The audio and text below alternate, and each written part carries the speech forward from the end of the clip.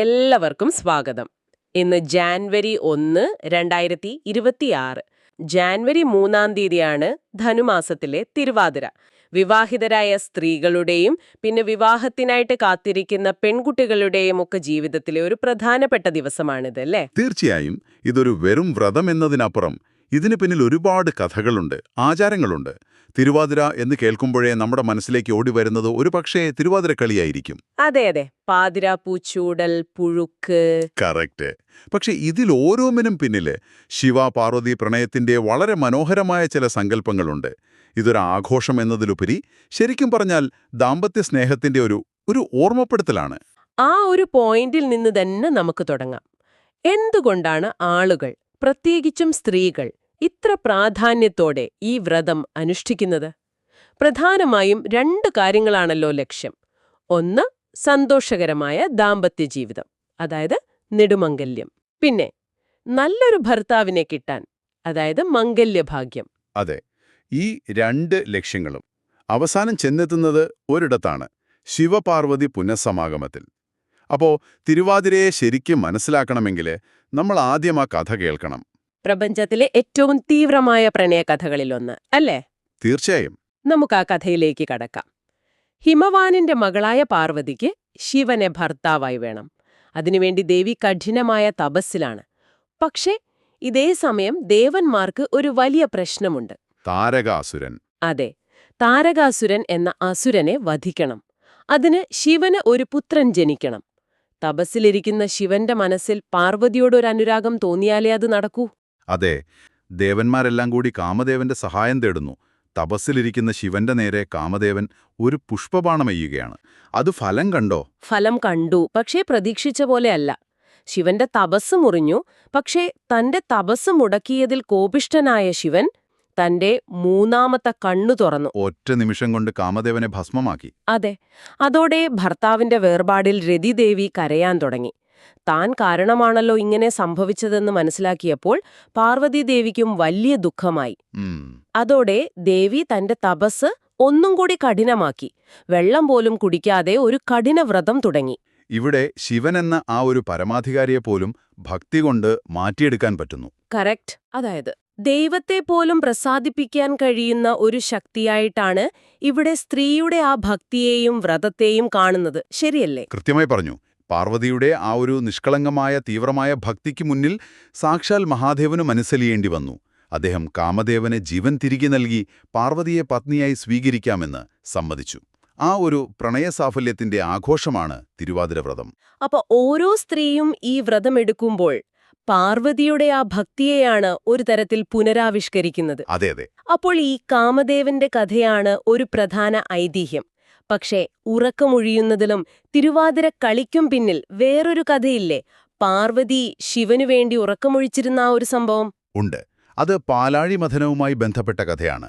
അമൃത്തിനു വേണ്ടി ദേവന്മാരും അസുരന്മാരും ചേർന്ന് പാലാഴി കടഞ്ഞപ്പോൾ കാളകൂട വിഷം. അതെ, കാളകൂടമെന്ന മാരക വിഷം അതിൽ നിന്ന് പൊങ്ങിവന്നു. ലോകം നശിക്കാതിരിക്കാൻ ശിവനാ വിഷം പാനം ചെയ്തു. വിഷം ഭഗവാന്റെ ശരീരത്തിലേക്ക് പോകാതിരിക്കാൻ പാർവതീദേവി അദ്ദേഹത്തിന്റെ കഴുത്തിൽ അമർത്തിപ്പിടിച്ചു. അങ്ങനെയാണല്ലോ ഭഗവാൻ നീലകണ്ഠനായത്. അതെ, പക്ഷേ വിഷം ഉള്ളിൽ ചെന്ന ഭർത്താവിന് ഒന്നും സംഭവിക്കരുതേ എന്ന് പ്രാർത്ഥിച്ച് പാർവതീദേവി ആ രാത്രി മുഴുവൻ ഉറങ്ങാതെ കാവലിരുന്നു. ഓ, ഭഗവാൻ ഉറങ്ങിപ്പോയാൽ ഒരുപക്ഷെ വിഷം ശരീരത്തിൽ വ്യാപിക്കുമോ എന്നൊരു ഭയം ദേവിക്കുണ്ടായിരുന്നു. അപ്പോ ദേവിയും സഖിമാരും ചേർന്ന് രാത്രി മുഴുവൻ പാട്ടുപാടിയും നൃത്തം ചെയ്തുമൊക്കെ അദ്ദേഹത്തെ ഉണർത്തിയിരുത്തി. ആ രാത്രിയിലെ ജാഗരണവും നൃത്തവുമാണ് ഇന്ന് തിരുവാതിരയിലെ ഉറക്കമൊഴിയലായും തിരുവാതിര കളിയായും നമ്മൾ ആഘോഷിക്കുന്നത്.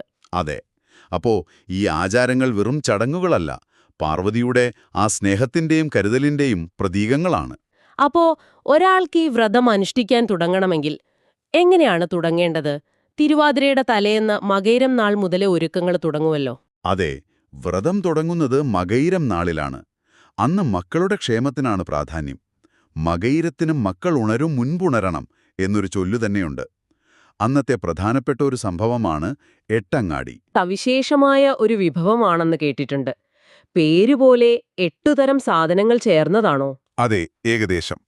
ചേന, കാച്ചിൽ, ചേമ്പ്, കൂർക്ക, അങ്ങനെയുള്ള കിഴങ്ങുവർഗ്ഗങ്ങൾ. പിന്നെ നേന്ത്രക്കായ, പയറ്, മുതിര, എള്ള് ഇതൊക്കെയാണ് പ്രധാനം. ഇതെല്ലാം ശർക്കരയും നാളികേരവും ഒക്കെ ചേർത്ത് പാകം ചെയ്യും. പക്ഷേ ഇതിന്റെ പാചകരീതിയിലൊരു പ്രത്യേകതയുണ്ടെന്ന് കേട്ടിട്ടുണ്ടല്ലോ. ഉണ്ട്.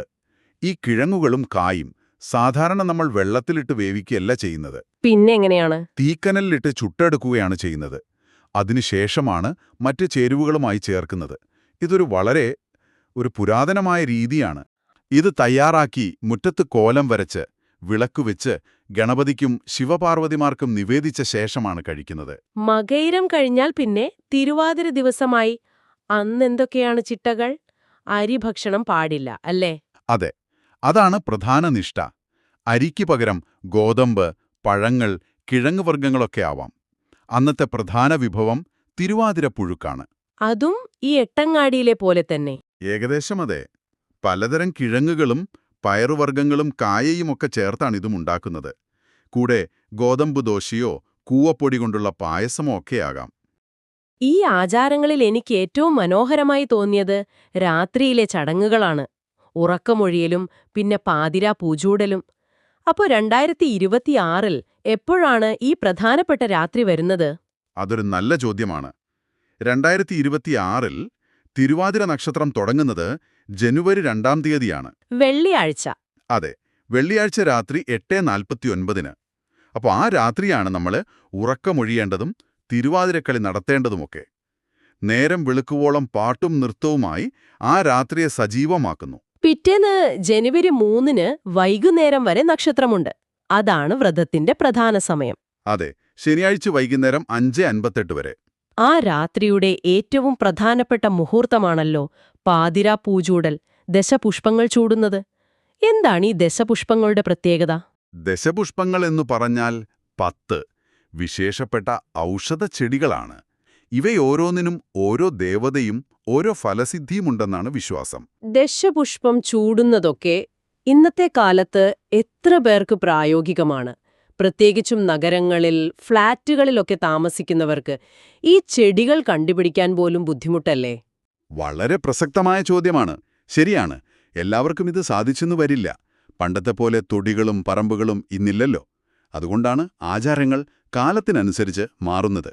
ഒരുപക്ഷെ ഇന്ന് ദശപുഷ്പം ചൂടാൻ കഴിഞ്ഞില്ലെങ്കിലും തിരുവാതിരപ്പുഴുക്കുണ്ടാക്കാനോ ശിവക്ഷേത്രത്തിൽ ദർശനം നടത്താനോ സാധിക്കുമല്ലോ. അല്ലെങ്കിൽ കുറഞ്ഞത് ആ ദിവസം ശിവപാർവതിമാരെ മനസ്സിൽ ധ്യാനിക്കാൻ. തീർച്ചയായും. ആചാരത്തിന്റെ കാതൽ എന്താണെന്ന് മനസ്സിലാക്കുകയാണ് പ്രധാനം. തിരുവാതിരപ്പുഴുക്കുണ്ടാക്കുന്നത് ആർക്കും ചെയ്യാൻ പറ്റുന്ന ഒന്നാണ്. അങ്ങനെ ഈ പാരമ്പര്യത്തെ നമുക്ക് സജീവമാക്കി നിർത്താം. അപ്പോൾ 2026-ലെ വ്രതമനുഷ്ഠിക്കാൻ ഉദ്ദേശിക്കുന്ന ഒരാൾക്ക് വേണ്ടി ആ പ്രധാന സമയങ്ങൾ ഒന്നുകൂടി വ്യക്തമാക്കാമോ? പറയാം. ജനുവരി 2-ാം തീയതി രാത്രി 8:49-ന് തിരുവാതിര നക്ഷത്രം തുടങ്ങുന്നു. അന്ന് രാത്രിയാണ് ഉറക്കമൊഴിയേണ്ടത്. ജനുവരി 3-ാം തീയതി ദിവസം മുഴുവൻ വ്രതമാണ്. എപ്പോൾ വരെയാണ്? വൈകുന്നേരം 5:58-ന് നക്ഷത്രം അവസാനിക്കും. അതിനുശേഷം ശിവക്ഷേത്രത്തിൽ പോയി ദർശനം നടത്തി ക്ഷേത്രത്തിലെ പ്രസാദം കഴിച്ച് വ്രതം പൂർത്തിയാക്കാം. ഒരു പ്രധാനപ്പെട്ട കാര്യം, അന്ന് രാത്രി അരി ആഹാരം കഴിക്കാൻ പാടില്ല, അല്ലേ? ഇല്ല, അതൊരു പ്രധാന ചിട്ടയാണ്. വൈകുന്നേരമാണല്ലോ നക്ഷത്രം തീരുന്നത്. അതുകൊണ്ട് അന്ന് രാത്രിയും ലഘുഭക്ഷണം കഴിച്ച് പിറ്റേന്ന് രാവിലെ. അതെ, പിറ്റേന്ന്, അതായത് ജനുവരി 4-ാം തീയതി രാവിലെ കുളിച്ച് ക്ഷേത്ര ദർശനം നടത്തിയ ശേഷം അരി ആഹാരം കഴിച്ച് വ്രതം പൂർണ്ണമായി അവസാനിപ്പിക്കുന്നതാണ് ഏറ്റവും ഉത്തമം. ഈ വ്രതസമയത്ത് ജപിക്കാൻ പ്രത്യേക മന്ത്രങ്ങൾ വല്ലതുമുണ്ടോ? ഓം നമഃ ശിവായ എല്ലാവർക്കും അറിയാവുന്നതാണ്. കാരണം ഇത് ശിവനെയും ശക്തിയെയും, അതായത് പാർവതിയെയും ഒരുമിച്ച് ആരാധിക്കുന്ന മന്ത്രമാണ്. ഈ വ്രതം തന്നെ ഉമാമഹേശ്വരപ്രീതിക്ക് വേണ്ടിയുള്ളതാണല്ലോ. അതുകൊണ്ട് ദമ്പതികൾ ഒരുമിച്ച് ഈ വ്രതം അനുഷ്ഠിക്കുന്നതും വളരെ നല്ലതാണ്. ഇത് സ്ത്രീകളുടെ മാത്രം വ്രതമല്ല. അതെ, ആ ഒരു തെറ്റിദ്ധാരണ പലർക്കുമുണ്ട്. പുരുഷന്മാർക്കും ഇതനുഷ്ഠിക്കാം. എന്താണ് ഈ ധാര? ധാര എന്ന് പറഞ്ഞാൽ ശിവലിംഗത്തിലേക്ക് ഒരു പാത്രത്തിൽ നിന്ന് ജലം, പാല്, ഇളനീര് അങ്ങനെയുള്ള ദ്രവ്യങ്ങൾ തുടർച്ചയായി ഒരു നൂലുപോലെ അഭിഷേകം ചെയ്യുന്നതിനെയാണ് പറയുന്നത്. ഇത് ശിവന് ഏറ്റവും പ്രിയപ്പെട്ട വഴിപാടുകളിലൊന്നാണ്. മനഃശാന്തിക്കും രോഗശാന്തിക്കുമൊക്കെ വളരെ നല്ലതാണ്. തിരുവാതിര എന്നത് വെറുമൊരു ഉപവാസമല്ലെന്ന് വളരെ വ്യക്തമാണ്. അതിൽ പുരാണമുണ്ട്, പ്രകൃതിയുണ്ട്, ഭക്ഷണ സംസ്കാരമുണ്ട്, കലയുണ്ട്, ആരോഗ്യമുണ്ട്.